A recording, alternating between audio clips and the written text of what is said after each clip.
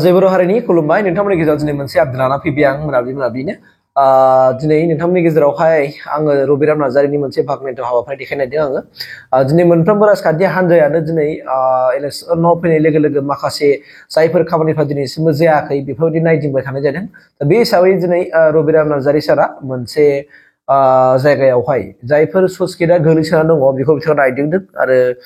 बेनि सायाव माबायदि खोथा बुंदों आं नोंथांमोननि गेजेरावहाय एसे रायलायगोन थ' सिगां नोंथांमोना भिडिअ क्लिपखौ नायना लाग्रोदो आं ससे होगोनोसै बे रबिराम सारा जे बबे जायगायाव नायदों बेखौ नायग्रोबानो जाबाय जोंनियाबो सार नांसिगौलै बे फाथाखा फुराना जाबाय नालाय माबाया बान्दोआ बे बायबाय थायो बैरालिनि माबाया औ बायबाय थायो एखे बेखौ मोनबासो सान्थि जासिगोन बाहाय खाथि सखाथिबो खामानि दङ एग्रिकालसाराव बिराद उसुबिदा दं ओंखायनो मन्दिरजों सिमिटिं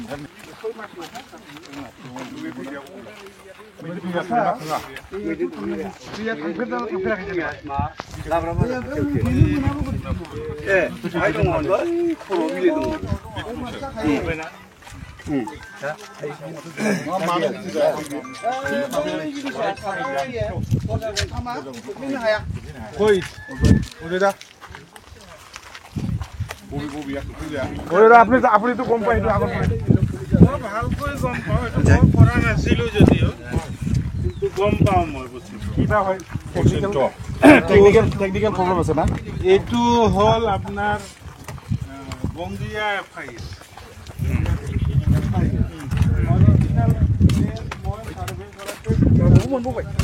বংগীয়া আৰু টংগীয়া দুটা ষ্ট্ৰীম আপত আহি লাগছে এক জেগাত ৰাইজে ক'ব পাৰিব এইটো ওচৰৰে মানুহ একজন আহকচোন বেগামিনী টিমটো য'ত বংগীয়া আৰু টংগীয়া দুটা আহি একলগ আছে তাত ঠিক ডাউনত প্ৰপ'জাল আছে তাতে পিছত কিবা হ'ল মই ক'ব পৰা নাই তাৰপিছত বস্তুটো ইয়াতে বনোৱাৰ পিছৰ হিষ্ট্ৰীটো কিন্তু মই নাজানো এইটো আণ্ডাৰ গোসাইগাঁও চাব ডিভিজন আছে আজিহে গম পালোঁ যে এইটো 29 মই আজিহে গম পালোঁ এতিয়া মই ক্লেইম কৰিম যে এইটো মোৰ স্কিম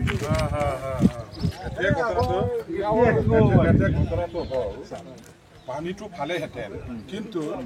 এইটো এটা আৰু এইটো লাষ্ট এই তিনিটা দৰ্জা বেছি সময়ৰ কথা নহয় আপুনি মোক যদি একচুৱেলি মেইন কথাটো হৈছে পইচাৰ কথা 7 দিনৰ কাম আছে 7 দিনৰ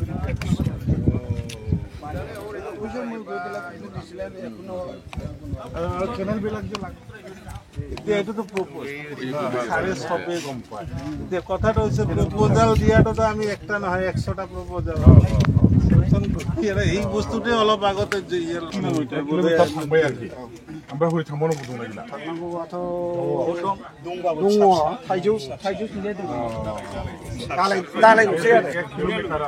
এক কিলোমিটার आंना बिराद बुले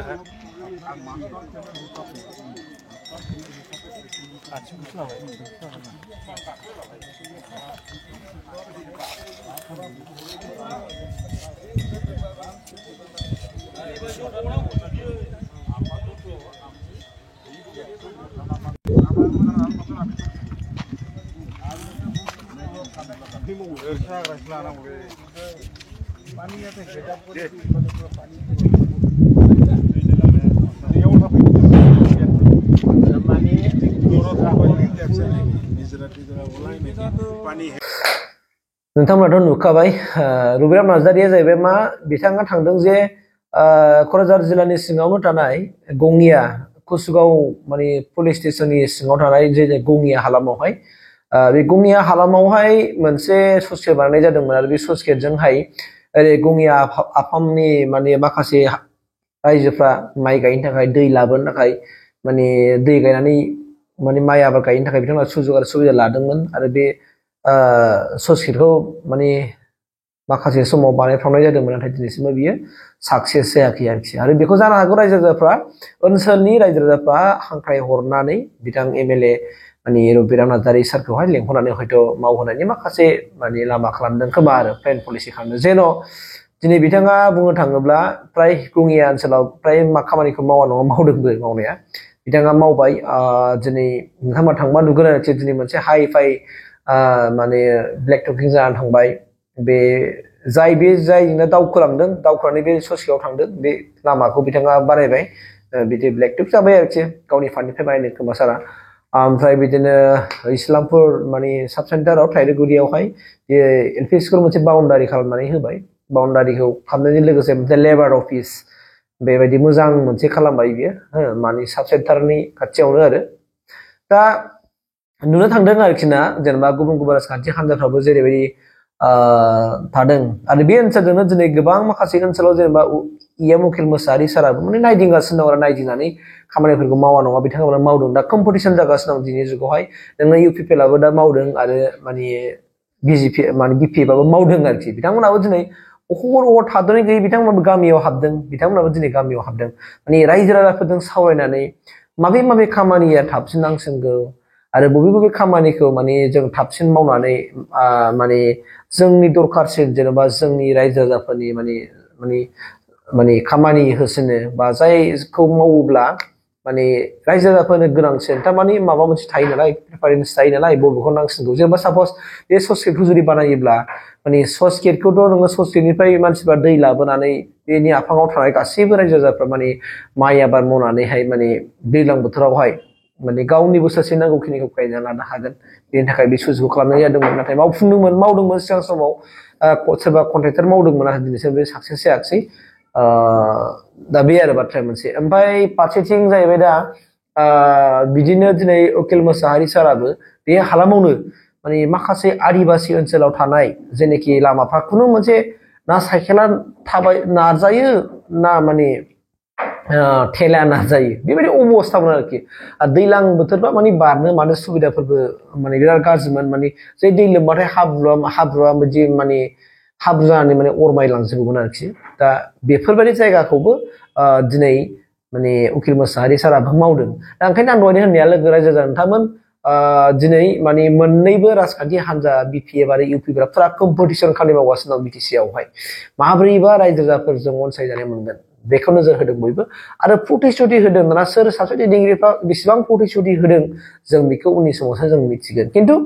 आङो दिनै आं सिगाङावनो होनदों आं मावनायखौ मावनाय होनो आरो मावैखौ मावै होनदों होननानै बे आरो बाथ्रा दा दिनै नोङो गावनि ओनसोलाव एमएलए समस्थियाव गोलैनाय मोनफ्रोमबो एरियायाव दिनै नोङो माबाया रबिराम नार्जारिया माने एमएलए सारा गोबां खामानि मावबाय माने हाबा अंगनबादि अफिस लुनानै होनाय अंगनबादि अफिसखौ लुनानै माने अपेनिं खालामनाय बिराद मावफुंबाय बियो आरो बेजों लोगोसे बहाबा लामा दालां बानायना होनाय ब्लेक टकिं लामा खालामना होनाय दिनै फ्राय बुंनो थाङोबा बियो बुहुत खामानि मावदों आरोखि आरो माने रबिराम नार्जारिखौ आं मोजां मोनदों बिथांनि मावनायखौहाय आरो बिथाङा दाखालिबो आबसुनि कनफारेन्सआव बाहागो लानानै फरायसाफोरजों लोगो हमलायनायावहाय बिथाङा जिबायदि स्पिच लाखिदों आं बिराद मोजां मोनदों बिथाङा जेखि राजखान्थि हान्जायाव थायाथों मानो बिथाङा जेब्लायबो बिथांनि सान्थौ आरो सानस्रि एबसुजों दङ आरो बिथाङा बे खोथाखौनो होनदोंखि एबसुखौ खुनु रावबो जेबो खालामनो हाया एबसुखौ रावबो धंस खालामनो हाया एबसुखौ रावबो फोथैनो हाया